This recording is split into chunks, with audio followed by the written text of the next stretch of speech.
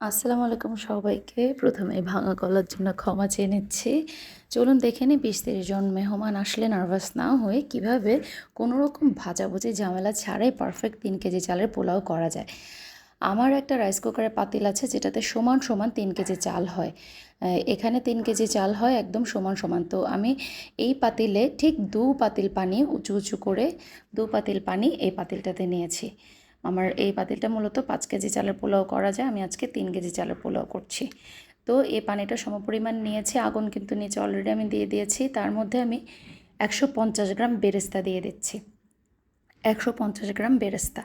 আপনারা একটু বাড়িয়ে কমিয়ে দিতে পারেন। তবে বেরেস্তাটা যত দেওয়া যায় ততই এটার ফ্লেভারটা আসলে ভালো হয়। আমার নরমাল যদি এটা আজকে প্লেন পোলাও আমি করছি না, কিন্তু প্লেন পোলাওর মধ্যেও দেখবেন যে যদি শুধু বেরেস্তাটা দিয়ে করা হয় খুবই টেস্টি হয়। এখানে ভাজাভুজিরও কোনো দরকার নাই। এই জাস্ট ৩ কেজি পোলাওর চাল করব, তো ১৫০ গ্রাম বেরেস্তা দিয়ে দিলাম। পাশাপাশি আমি কি করেছি, গাজর গ্রেট করে রাতে ডিপ ফ্রিজে রেখে দিয়েছিলাম, সেটা দিয়েছি। প্রায় ২টো গাজর, হাফ গাজর আছে, 1 1/2। আর এখানে মুরগির কিমা আছে হাফ, ছোটো একটা দেশি মুরগির কিমা এখানে আছে। আর কয়েকটা হচ্ছে আমি আমি এলাচি খুব পছন্দ করি, এলাচি দিয়ে দিচ্ছি। দারচিনি ৩ টুকরা দিয়েছি এবং যারা পছন্দ করেন বাড়িয়ে কমিয়ে দিতে পারেন। তারপর হচ্ছে তেজপাতা দিয়ে দিয়েছি এবং একটা জিনিস আমার স্কিপ হয়ে গেছে ক্যামেরায়, সেটা হচ্ছে ২ কাপ সয়াবিন তেল। আমি এখানে ২ কাপ সয়াবিন তেল দিয়েছি। আর লবণটা অবশ্যই পরিমাণ মতো দিবেন, যার যেমন মনে হয়। আমি এখানে প্রায় ৪ টেবিল চামচ লবণ দিয়েছি।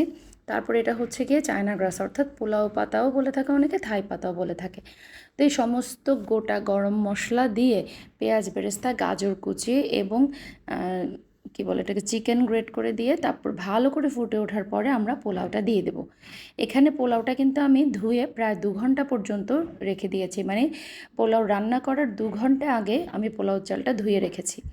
আর দুঃখিত, যে জিনিসটা আমি স্কিপ করে ফেলেছি, ২ কাপ সয়াবিন তেল। এখানে কিন্তু আমি প্রায় রেগুলার যে চায়ের কাপে আমরা চা খাই সেসব কাপে ২ কাপ দিয়েছি। তো ভালো করে ফুটে ওঠার পরে খুব ভালো করে নাড়া দিয়ে সমান সমান করে চাপ দিয়ে একদম আঁচটা আমি কমিয়ে দিয়েছি, একদমই কমিয়ে দিয়েছি।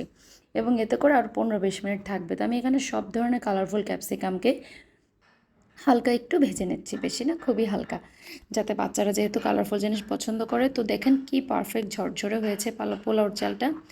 এবং আমি যে কালারফুল ক্যাপসিকামটা একটু ফ্রাই করে নিয়েছি, এটা জাস্ট আমি ওটার সাইডে দিয়ে দেবো, এই কারণে যে যখনই বাচ্চাদেরকে একটু প্লেটে বেড়ে দেবো তারা যেন খুশি হয়ে যায় কালারটা দেখে। তাদেরকে যখন প্লেটে একটু একটু দিয়ে দেবো, পুরোটাতে আমি মিক্সড করিনি, জাস্ট এক সাইডে রেখেছি। যখন আমি পোলাওটা বেড়ে দেবো তখন যেন একটু একটু এই কালারফুল ভেজিটেবলটা দিলে সুন্দর লাগে। তো দেখেন এখানে কিন্তু আমি কোনো রকম ভাজাভুজি ছাড়াই শুধুমাত্র পানির মধ্যেই ৩ কেজি পোলাওর চাল করে নিলাম।